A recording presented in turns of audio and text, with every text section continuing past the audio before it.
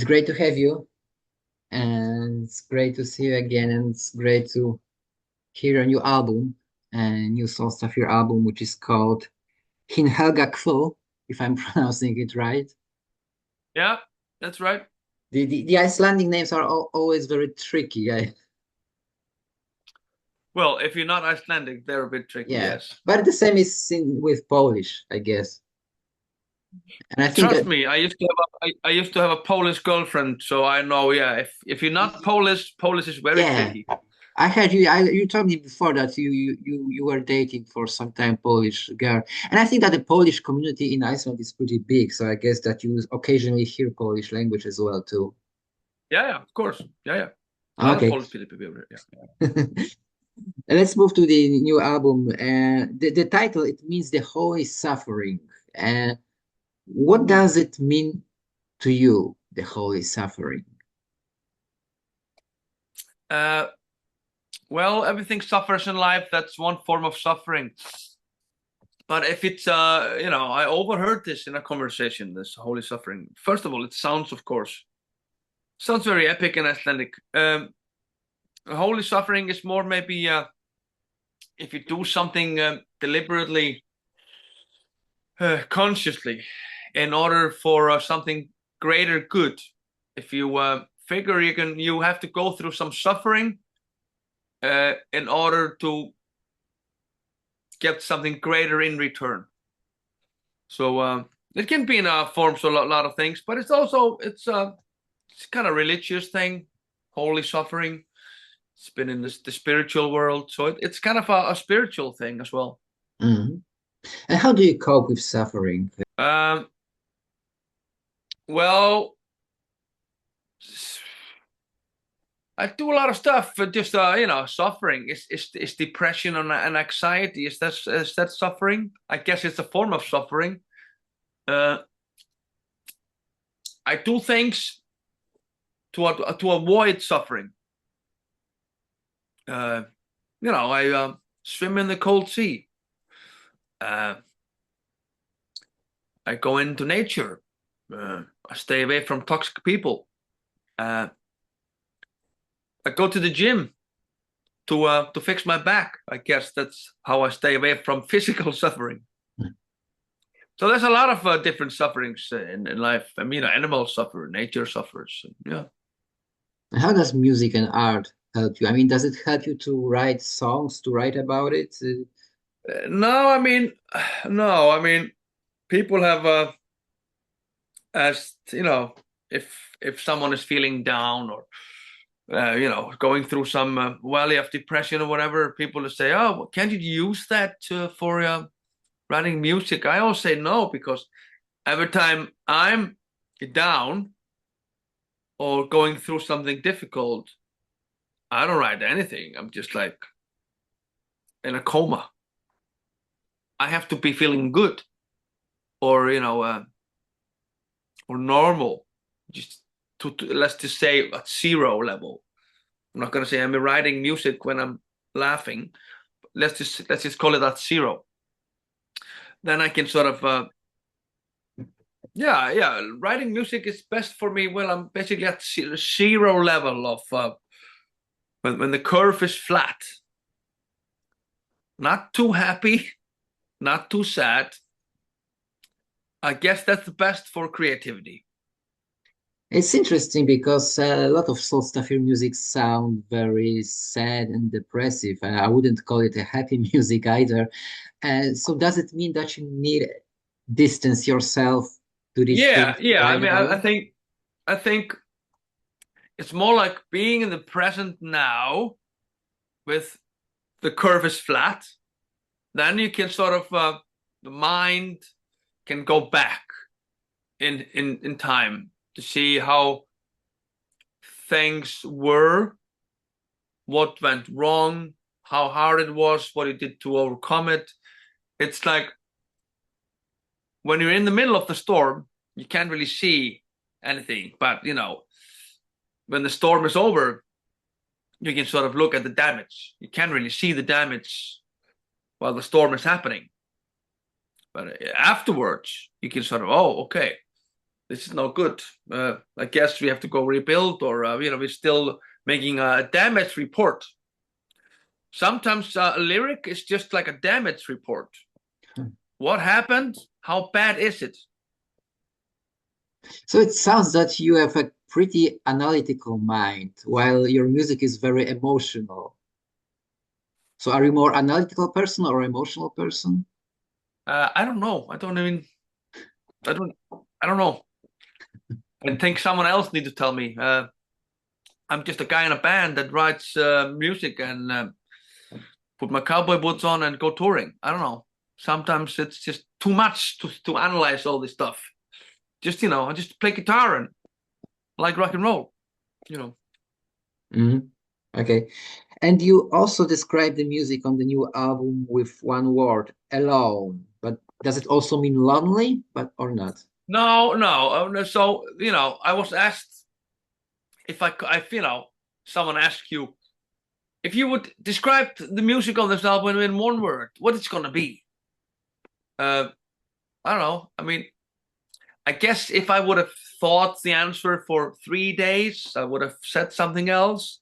But on the top of my mind, this is what came out. But then again, I mean, speaking for myself, I guess I'm the kind of person that's you can be in a group of people, friends, family, and there's always this feeling of being alone. I guess something with these the way I am, or I think probably the guys would probably say the same. There's always been sort of desperation and sadness in our music. I guess that comes from this feeling of being alone. We do come in this world alone. We die alone. It's not lonely. I'm not a lonely person. I don't really get lonely, but being alone it's a different thing. Mm-hmm. And you recorded this album at Floki Studios there's another tricky name, Skaga Fjordur. Skaga Fjordur, yeah, that's in the north of Iceland. So again, this is did you feel alone there in this remote part of that was totally like that, because the last 10 years we've recorded albums here in 20 minutes outside of Reykjavik in a place called Mosfellsbær.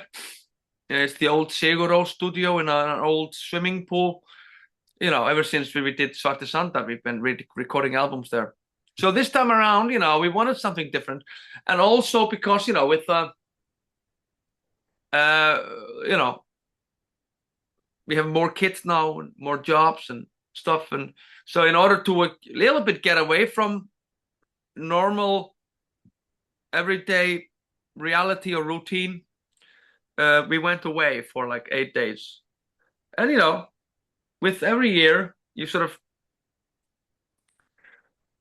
I guess, you cherish it more, because it gets harder and harder due to everyday responsibilities to get away. So in order to be away from, my boss called me, the kindergarten's closed, my wife called me, my grandmother is ill. We went away to this, but it's only like 5 hours away, in the north of Iceland, in a very fancy studio built by some Americans. So it's very much like a fancy American studio, brand new gear. So you come into there's 2 houses together. It's an old slaughterhouse, an old convenience store. They both closed down like 50 years ago. So it's been renovated. So even the road there is closed. So it's in the middle of nowhere. There's nothing there. It's kind of weird that it is there. So we were totally alone there, except there were ravens flying around. There was sheep running around the studio, a lot of bird life and the ocean. And so it's totally in the nature, but very much alone there. So it was great for more sort of band oriented, you know, being the band together for 8 days in the middle of nowhere. You know, it cost a lot of money, but you can't really put a price tag on, you know, chemistry. I mean, how are you going to label that with money? Chemistry. So it was totally worth it being alone there. Mm-hmm, mm-hmm. And you recorded this album in May 23, which was like a year and a half ago. Why did you wait so long to release this album? Yeah, so we recorded this album even before we signed with Century Media. So we kind of knew that we would be between labels. You know, our contract with Season of Mist had ended. And then, you know, being in a band is always two things. It's like rock and roll spirit, and then there's reality. Rock and roll spirit is sex, drugs, and all that. Reality is like kids and kindergarten paying bills. So in reality, you know, I have a small kid. I have a 4-year-old. Our drummer Hallgrímur has a 4-year-old. He was having another child there in like July. So we knew that, and he was going to have to take time off when the new kid was born. So we knew we had to record the album in May 23, because, you know, we would lose him from the band for a while, for a long time, I guess, during the summer. So we set pressure to you know, write music from 22 to 23 and record it in May 23. We didn't really have a label to release it. We knew that, you know, the album would come out, you know, late that year or early the year after.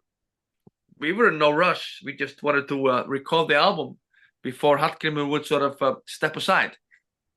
So we recorded the album in May 23. And then, of course, you know, we just put it on ice, and we finished doing summer festivals, summer of 23. And I guess then we had another tour. And then we had to rehearse a new drummer because Hallgrímur was away.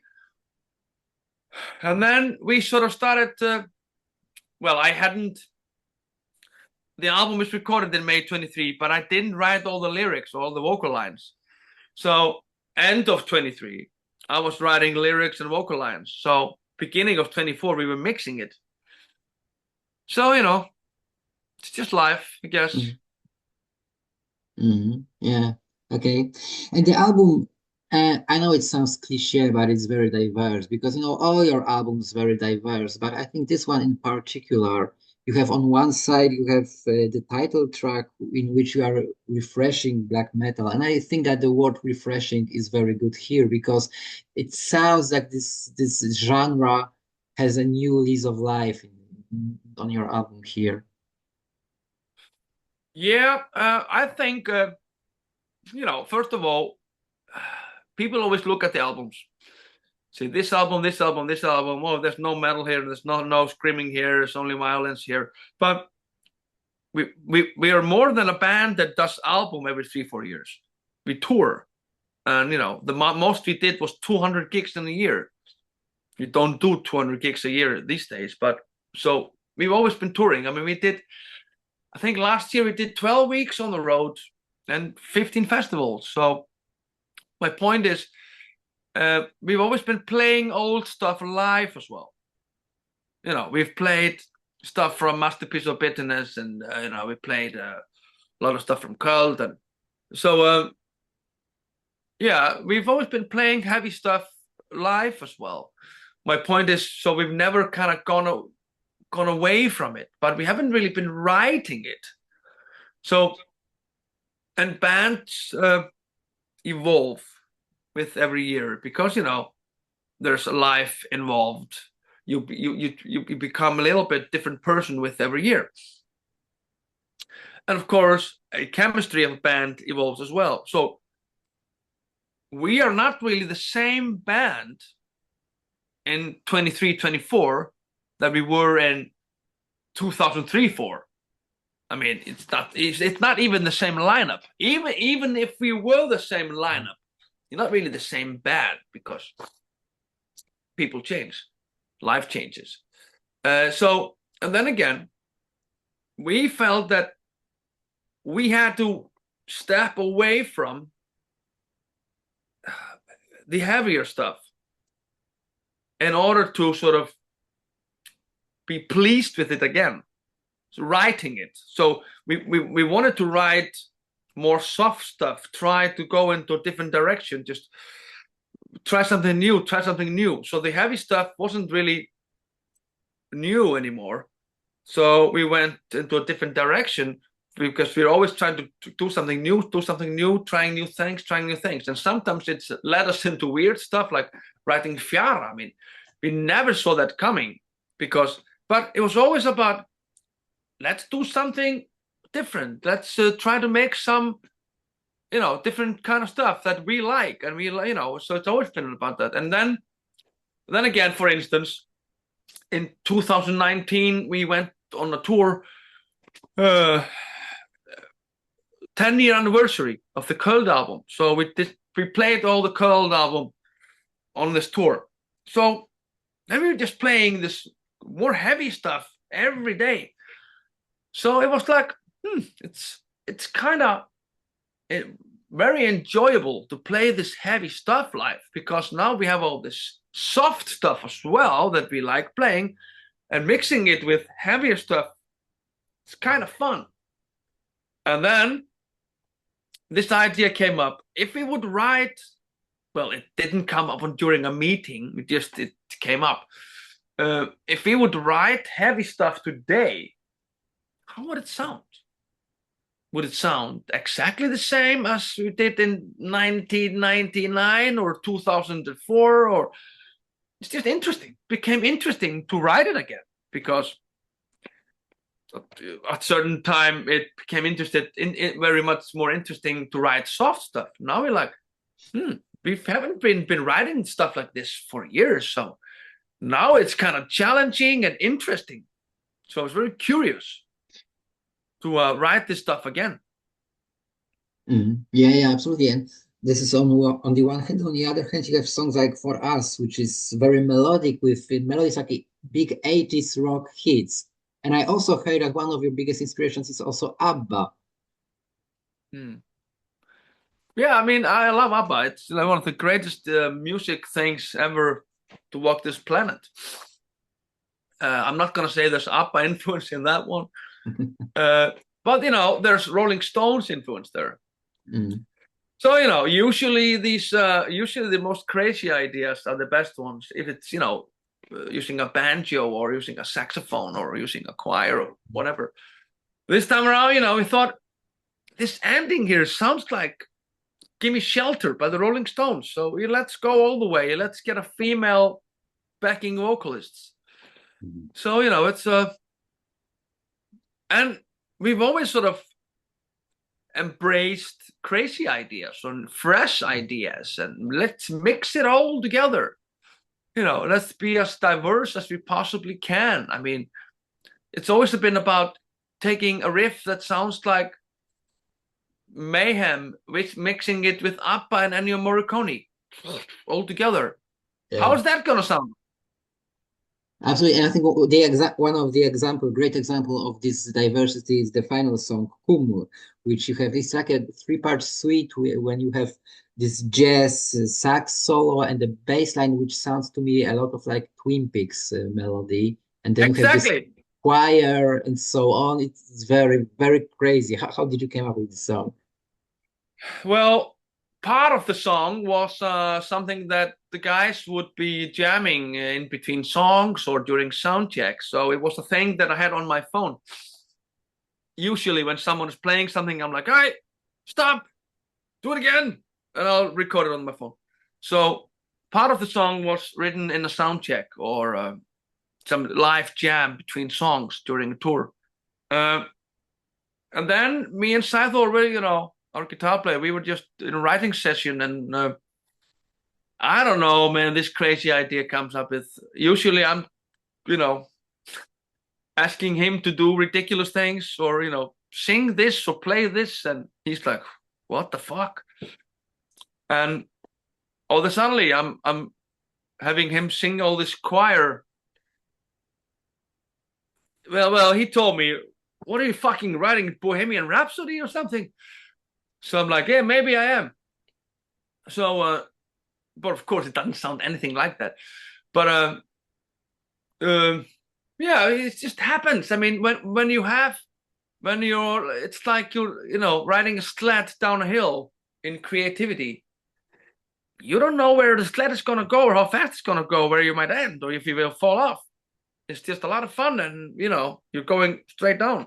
Sometimes it's like that when we are writing music. It's just let's just jump on the sled and I'll see how fast you're gonna go. Maybe we'll fall off. Maybe we'll hit something. I don't know. And that sort of part came, and I always. So we got this guy to do guest vocals, Sigurjón Kjartansson. It's from the legendary band in Iceland called Ham, and then, I mean, we had used saxophone before. One of our favorite bands, this band here, Fields of the Nephilim. Yeah. Yeah, I mean, they had a saxophone player in the 80s, and we had used the saxophone before in a song on Svartir Sandar, but we sort of figured it would be amazing to take it even further, because we had kind of used saxophone in a rock and roll environment. We had never sort of used it in a soft environment. So that was kind of the dream. And also this dreamy bass, it's kind of, I think it's more Svavar trying to imitate Duff McKagan, because Duff McKagan, if you listen to You Could Be Mine or some Guns N' Roses stuff, he would have this sort of chorus on the bass. So all of a sudden, the Duff McKagan sounding bass is sounding like Twin Peaks. So then we have a saxophone solo over the Twin Peaks Duff McKagan bass. So, it's just like a fucking roller coaster, man. Yeah, it's crazy, and it comes up very, very well. The outcome is really amazing. I think it's the best way to sum up this album. I want to ask you also about one thing, because like on the previous record, you had one song in English, but you sing mostly in Icelandic. And I think most bands from non-English speaking countries have this dilemma whether they should sing in English and open their themselves to the international career, or should they sing in their own language, but maybe limit only to their country. You sing mostly in Icelandic, but you are popular in other countries. How did it happen? Well, in the beginning, we wanted to sing in Icelandic because we saw. I told the guys from Enslaved this, because when we discovered sort of Norwegian black metal, and we were seeing, these guys in Norway, they're singing in Icelandic.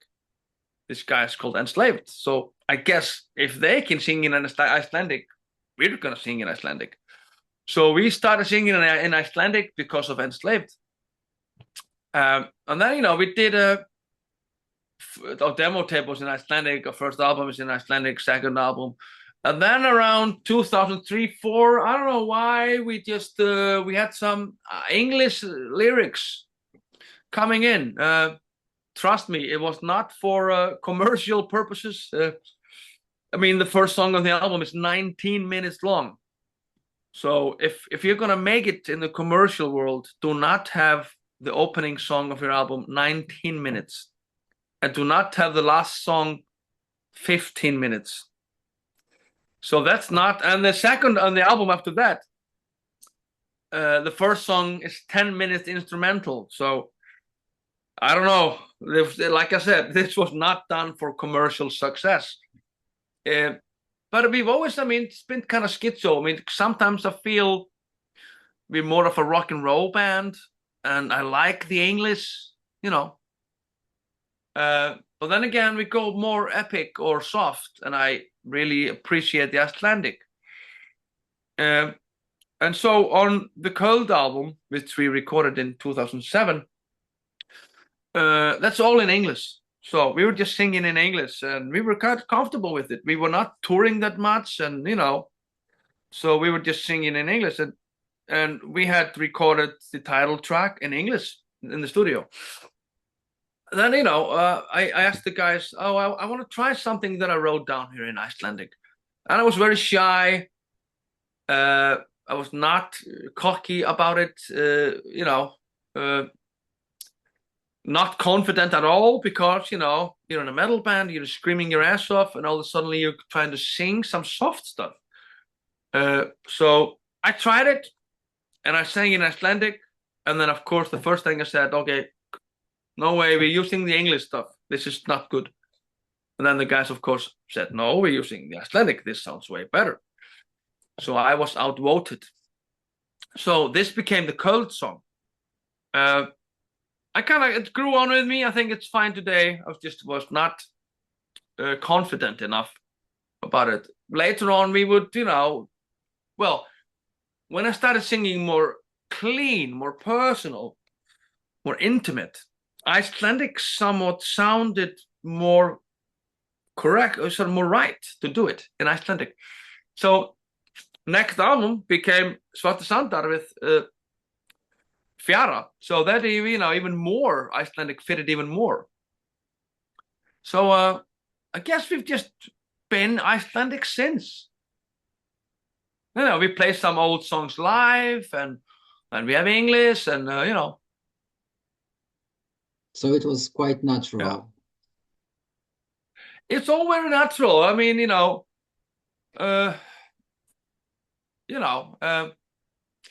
it's never been sort of a decision. Okay, now we're gonna do this. I mean, we started in Icelandic, then we sort of somehow just shifted into more English for no reason, really. There was no meeting or decision. It just happened.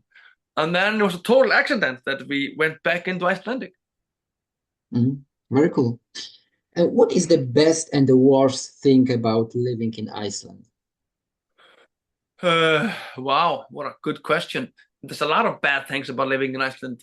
I mean, in reality, I mean, you can say things like we have a currency problem because, you know, we have banking crap, and interests are high, and people say it's all because we have this old independent currency. That's a very negative thing now. It's very hard.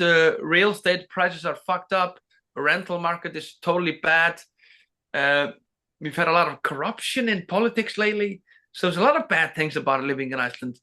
Good things is, you know, we have clean water in the tap. I can drive 15 minutes. I'm on the moon, on the desert. You're very close to nature.